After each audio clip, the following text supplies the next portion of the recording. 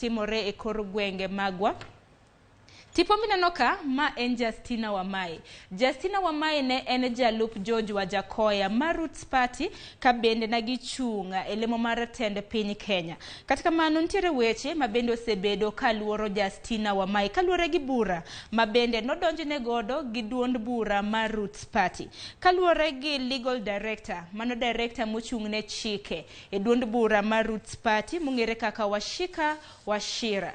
Oseyo Justina Wamae kaluore gi okang' mabende osebedo koloso e lo duond bura ma Roots Party ma bende tudruok makamano ok gisebedo kata mana ka gipuodho.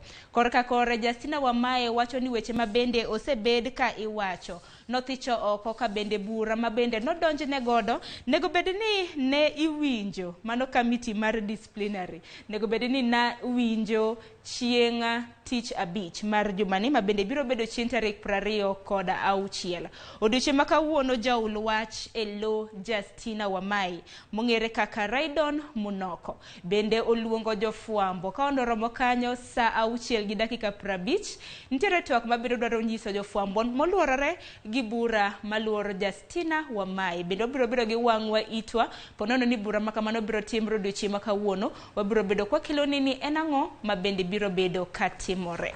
Kopogre gi mano en ang'o kendo machak timore nyaka Ramogi bende kopogre gi mago bende par ni wantiere gi jofwambo magwe kor gwenge